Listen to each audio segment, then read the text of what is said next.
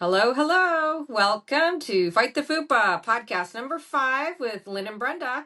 Hello. Um, well, thank you all for joining us. I hope you guys have enjoyed our last few podcasts. We've really been tackling different topics revolving around specifically the FUPA and how you can get rid of that fatty upper pubic area, which, we can get that with midlife. We can get that with stress, lack of sleep, family history, and your genetics. It can be because of insulin resistance, hormones. I mean, so many things cause this middle abdominal weight gain. Even lack of eating. People that are fasting a long, long time that think that's great for them. But for some people, that can store in the midsection because your body thinks you need to eat. So we were supposed to have a guest on today, and she will be joining us at a later date, but she's a registered dietitian. So I do want to make a note that she will be talking about uh, online when you see posts and you see somebody saying they're a nutritionist, that might mean that they took a 2-day course online. There's a lot of, anyone can call themselves a nutritionist, but a dietitian, a licensed dietitian, they went to school for 4 years. A registered dietitian did an extra year. I mean, there is so much science and biology behind what they do, that they help in the hospital with feeding tubes. They help with like how all the nutrient breakdown. So it's a lot more science than people realize. So sometimes when we see things online or Brenda sends me something, we want to try today to dispel some of those myths of, like, what to look for, what's real, what's not real. And then maybe just talk about what supplements are sort of the true tried, tested, the ones that have been around a long time. So, and then of course, we'll talk about maybe ones that we use. So Absolutely. And I think that, I'm constantly seeing things online and I'm always researching and trying to learn and be better on my own health journey. And I'll always flip things to Lynn. I'm like, this looks like bogus stuff to me. I've How been legit getting is those this? for 10 years. Yeah, 10 years. I'm like, what about Is this this? true? Is this true? Is this? And Lynn, usually I do a little bit of an eye roll and I go, oh, what she said now. I don't think there's been very many things, to be honest with you, that I've said, yes, friend, this is awesome. right? And I think I that know I that's sound the, skeptical, and I I am. know. I think that that's the challenge is when your best friend is your Google, it gets really easy to flip information to find out if it's accurate or not because there's so many experts or people that can come across as experts online, and we would never pretend to be your health practitioner or your doctor. We are going to share our own experiences and we are going to lean on Lynn's 30 years of actual medical background, and but still at the end of the day encourage you to go talk to your health practitioner and find things that are a good fit for you on your journey because there's Evidence, no one size fits all. evidence, science-based, like, research. Like, we want it to Yes. be real. So, Yes. um, and some of the things that you've sent, again, they've all been somewhat accurate. Like, there's always a little piece that's, from a small study, let's say. And then there's a whole sort of 1-minute reel made about it, and everyone it thinks, wow, that's amazing. All I have to do is eat strawberries. I'm gonna lose fat. I'm like, That was the one I I sent her this morning. I'm like, I look at cringe this sometimes. I guy. go, if I we could couldn't all just believe wake it. up and have strawberries and water and lose weight, Yes. like, come on, like, Yeah. that's I didn't believe it, but from I a thought, well, there's young got to be male, maybe that's a something young there. twiggy male said it too, and I was like, Yeah. so sorry. I might have had So socks in my drawer older than this guy, and he's coming on talking as he's so a yeah, I mean, nutritionist. there's a little bit of, again, a little bit of science where someone can take it and stretch it. Like, I mean, obviously you're not going to, we could do that all year. It's not going to help us lose a pound, but does it help a little with inflammation? Strawberries, yeah, sure. There's some evidence that says, it does a little bit. Or, does it have a little fiber? Does it help your sugar after a little bit with a tiny bit of fiber? Well, yeah, they're low glycemic. And yeah, you need to eat a whole cup of berries. But, in the same breath, you said in another video that I clicked on that 7 grams of carbs is going to spike your sugar. And I was like, oh.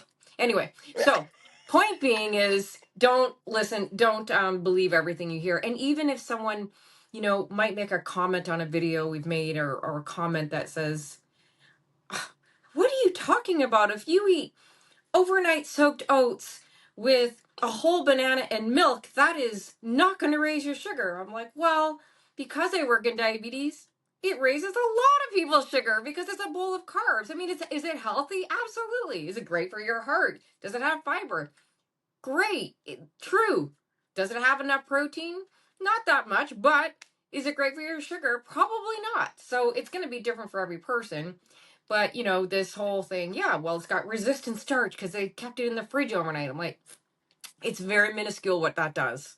So, I mean, Brenda, I know you have diabetes, but if you had a whole overnight soaked oats with chia, there you go. There's your overnight mush. Yeah, it's already mushed up. It's going to go up real fast.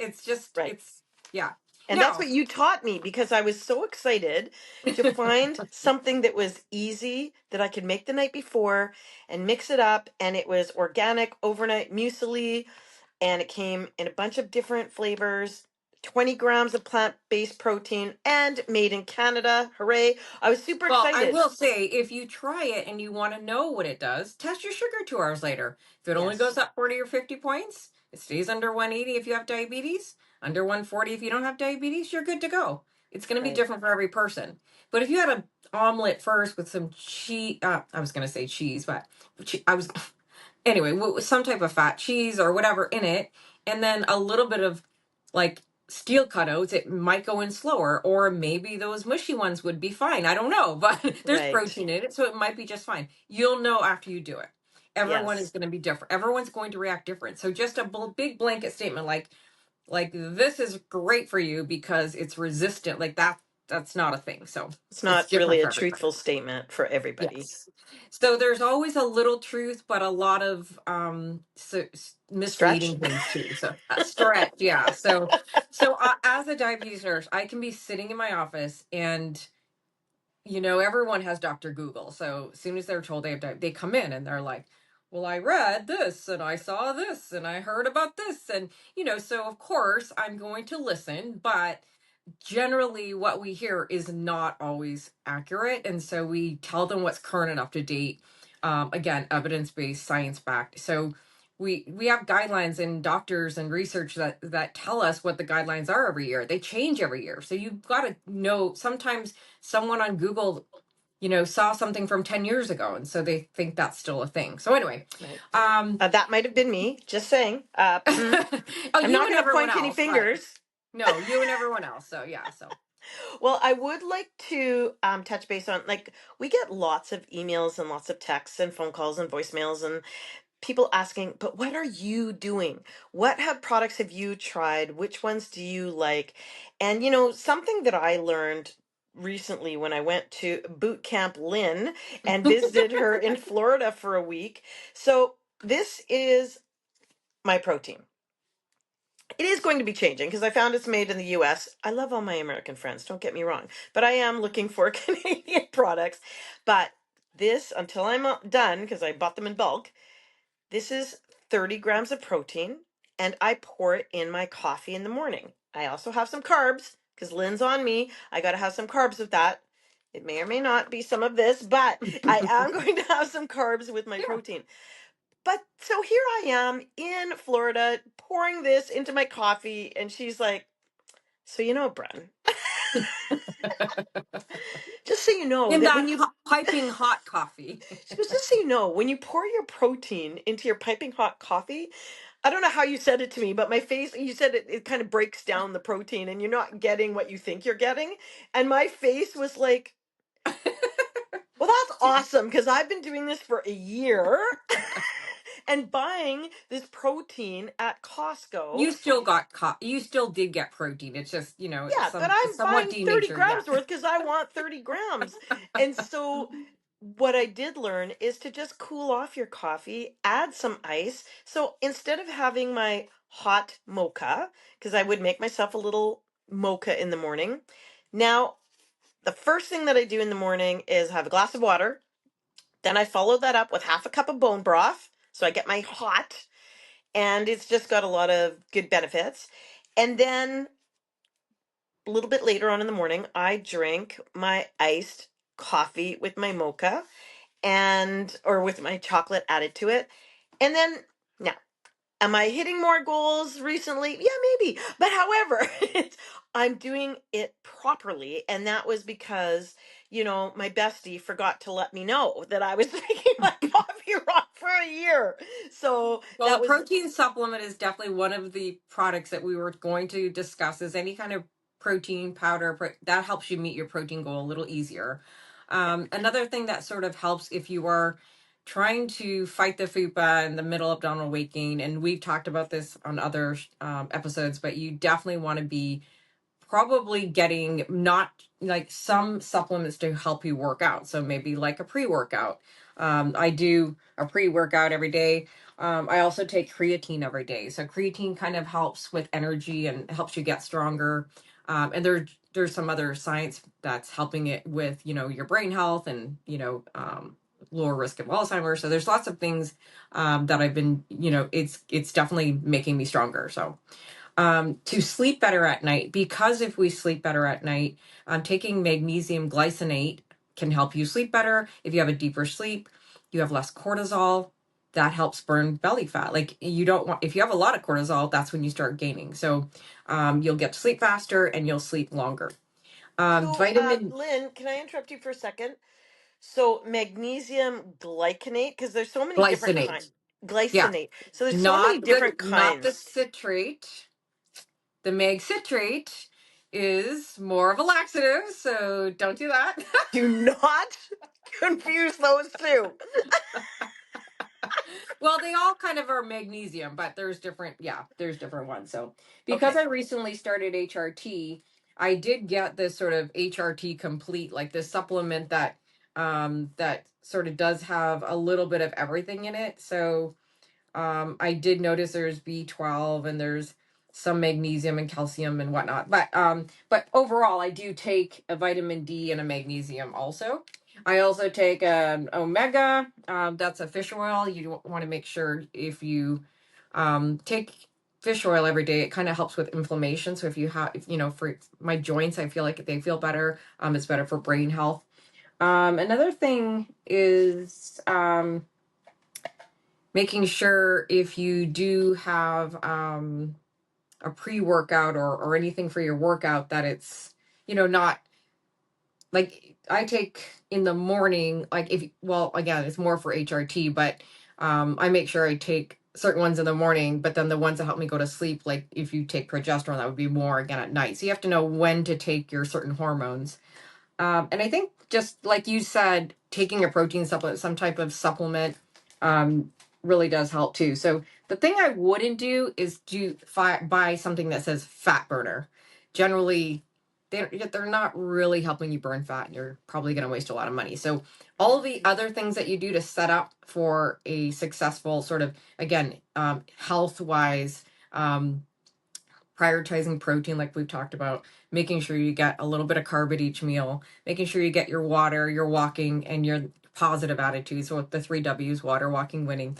So it's more of a lifestyle modification. And again, the supplements are just there to help supplement your diet, because sometimes when you're trying to hit a calorie deficit to lose weight, I hear a lot of people, maybe sometimes even from us, like, oh, I gained 3 pounds this week. I gained 4 pounds this week. So the number on this, you can't gain that much fat in 5 days. Okay. You can gain water. You can have a little bit extra carbs and that holds water.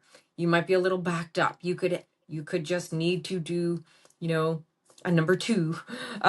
You, you could Magnesium be, citrate. um, so yeah, so I think in terms of body composition, you don't want to worry so much about the number on the scale more than you want to worry about, again, building lean muscle, taking supplements to help you sleep okay, make you feel like you're regular, taking your water in, getting your protein in. So it's sort of a myriad of things that sort of all together help build this a composition that's healthy down the road. We should be doing things like you saw when you were here, I got that rebounder. We should be jumping a little more. And again, for not getting osteoporosis. Another thing I didn't mention I take is, or maybe I did, the vitamin D.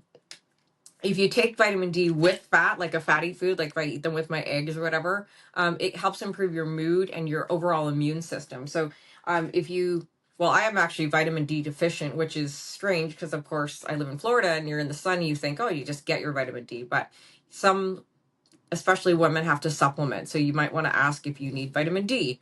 But yeah, taking a little bit of vitamin D, and again, the magnesium at bed. So those are all sort of basic things that have been true, tried, and tested a long time. Now, there's a lot of newer things, obviously, but if you just have some basic supplements like that, they'll go a long, long way. So, You know, something that, so for a long time, I thought that I had, I don't know if it was IBS or irritable bowel syndrome or just an upset tummy or digestive problems, but it kind of started around when I had found out I had diabetes. And instantly, and maybe it's because my food, I wasn't getting the nutrition, right? The insulin isn't working in Brenda's body, that maybe the nutrition isn't there, or maybe because as a diabetic or someone with diabetes, I craved, um, I was always hungry. I always had that food noise. I was always seeking anything that was fast. And when I'm so that's what hungry, insulin I'm hungry. resistance does. That's exactly what it does. Right. And so then I would eat fast and probably not good, healthy choices. And then my tummy would be like, it was instant. And I'm like, do I have some sort of chronic indigestion problem or some sort of something more than just what my food choices are?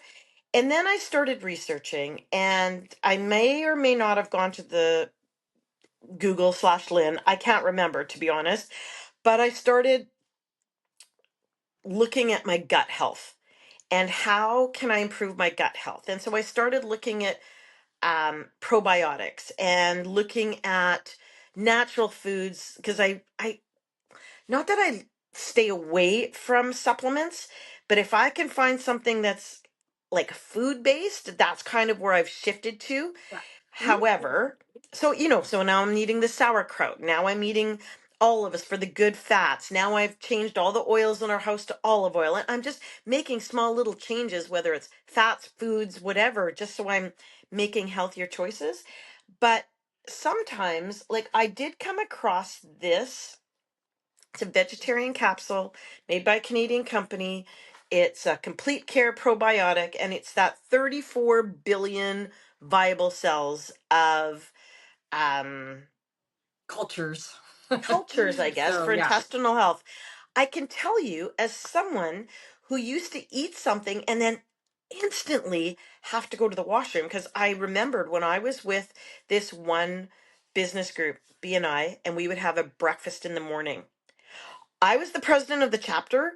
Every time I talked and we ate breakfast throughout the meeting, I knew that I had to time by the time I was done talking. And now, when it's going to go around the room and people are going to do their infomercial, I literally I've got to skedaddle out of the room. And it was like clockwork. It couldn't have, I'm like, how could this be going through my body this fast in like 11 minutes? Right? It's not even So I digested, but think it was so awful. a lot of people don't realize that even in perimenopause and menopause that we have a lot of shifts to our gut, um, and our cholesterol. And for me it was more the opposite. I had chronic constipation for 10 years, Mm. and I, I tried to even I started drinking coffee late in life trying to help all that. I do Miralax every day. I do fiber. So, in that time you may have had where you were just reactive to, like, maybe you didn't get enough fiber, maybe you had a high fat, whatever, it just built up and then you went. But in my case, I was chronically dieting, so I was getting probably a lack of bulk. So a lot of it has to do Mm. with what's bulking. Do you have enough fiber to bulk? Do you have this insoluble and the soluble fiber? You drink enough water to push it through? So some people get a lot of fiber and eat a lot of fruits and veggies and lots of oats and different things, but then they don't drink enough water and it just stays there. And then Right. other people, things just tend to go through and move through, and you're just eating on the go, and it's fast food, and it's high in fat, and it just there's no fiber, and it goes right through. So again, it's different for everybody. So a lot of people think fiber is what moves us, but for Right. some people, you can get over too much fiber and it won't move. So Interesting.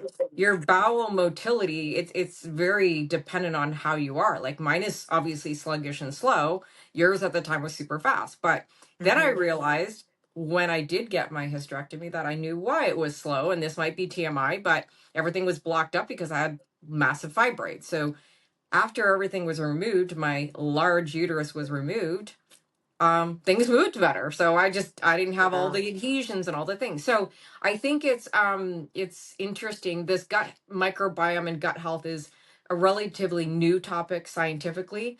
It's been around for 20, 30 years that we've talked about it, but there's still a lot we don't know. But we do know that obviously getting things like fermented foods, like you mentioned, the sauerkraut, I do, kimchi, whatever it is, sour, that's like a prebiotic. Getting probiotics, getting postbiotics, getting lots of different types of fruits and veggies and fiber.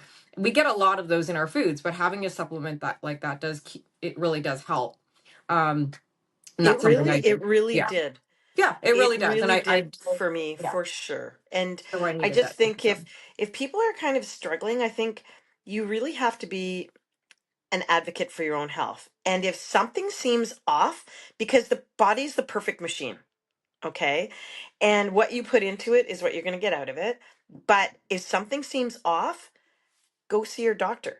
Go have a conversation, do some research, try, like I've been chasing healthy for 38 years and only now, like literally almost 40 years, am I finding that okay, I have changed a lot of my habits to drinking the water, walking or running. I know I got to add in the weights. I know. I'm still working on it, Lynn. Um, I've increased my I even tell protein. my patients lately, I know people don't like going to the gym. I have a really good friend that just tells me every day, I know it. If you can do 10 wall push-ups and 10 squats in the morning when you get up, and if you do 10 before bed, that's a start. That's your body weight, but that's all you need to start with.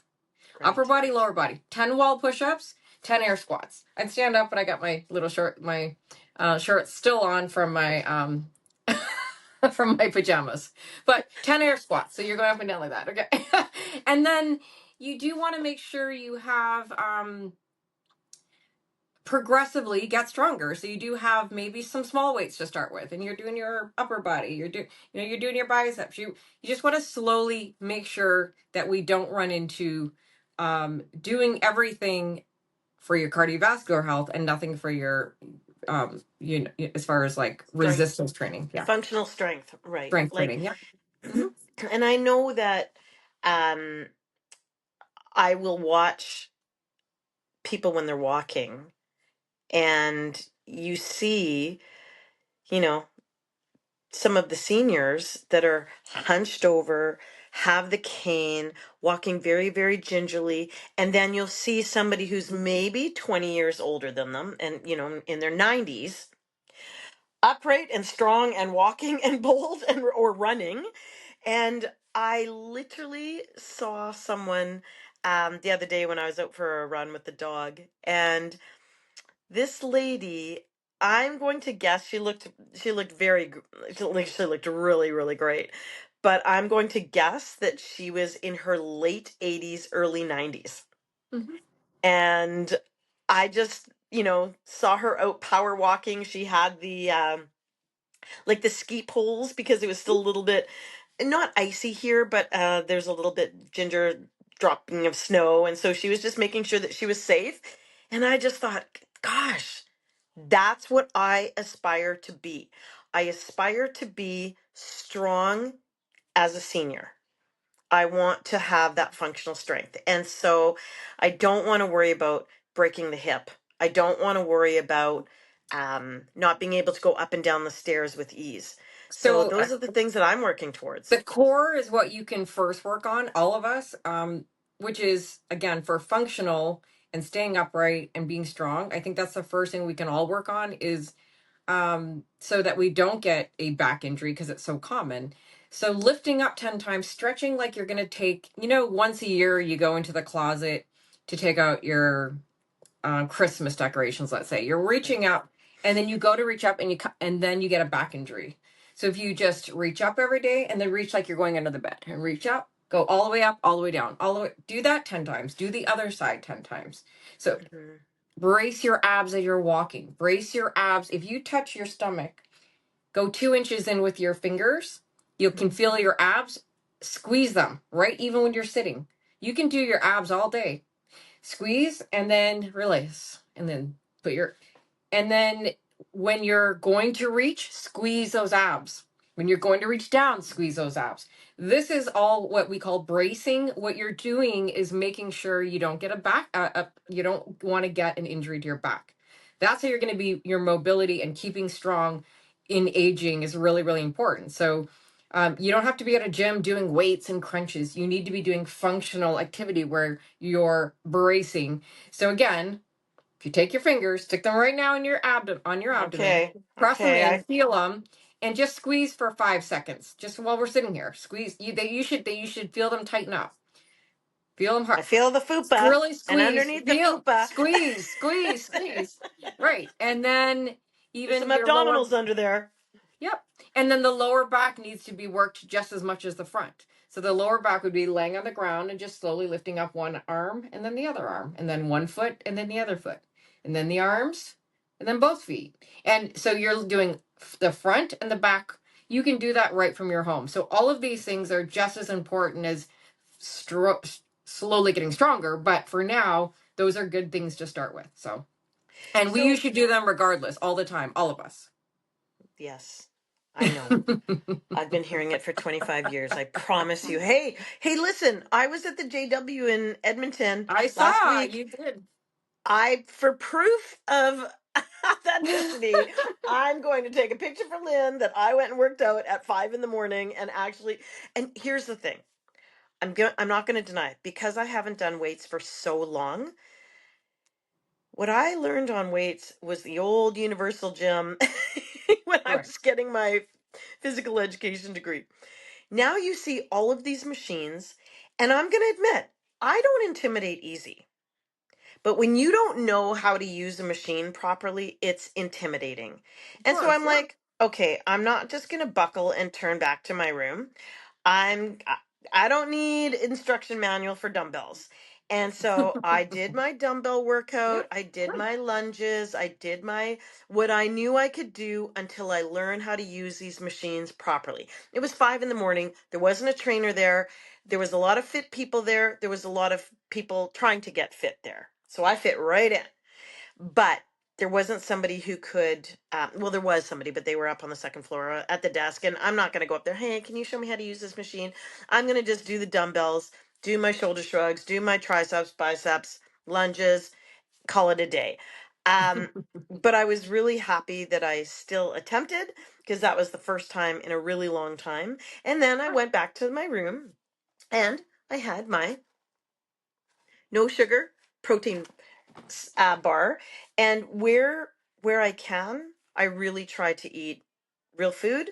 But sometimes when you're traveling, and I found that the hardest Hmm. is that I'm not out running with my dog. I'm not eating regular food. I ate out every single meal 3 times a day, plus a couple of snacks, and I was out of my um, Your normal routine. routine. Yeah. But I brought my holos with me. I mixed it up in the fridge at my I was going to say resort. No, I was at the hotel. And then I brought a couple of my protein bars, the ones with no sugar, my meta bars. And so where I could, I incorporated clean eating as much as I can What's or the clean carb on snacking. those? Pardon me? What's the carb on those? Oh, Linny Lynn, We don't look at the listen. sugar.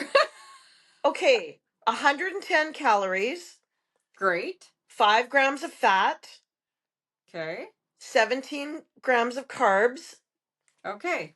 7 grams of fiber, Nice. zero sugar, 14 grams of protein. Do I So there's zero pass? added sugar, which is great. It's 140. I mean, I'm sorry, it's 14 grams of carb, but if you add a zero, that's 140. And you said how many calories? Only 100, right? 110. So yeah, so remember I said a good high protein snack has, if you add a zero to the protein, that Right. you want it to be one, if it's 14, you want it to be 140 or less. So that's good for protein. And the carbs were 16? 17. 17. So that's about the same as eating a slice of bread with protein. So So is that's it good. okay? It's yes, it's about one slice of bread. So see where the front says no sugar? That does not matter. Bread doesn't have a bunch of sugar either. It's the total carb that affects your blood sugar. So we're looking at the total carb. There's Right. no added sugar, but there is something in there that's carb. You can tell by the picture. I mean, that's where I was like, 100%.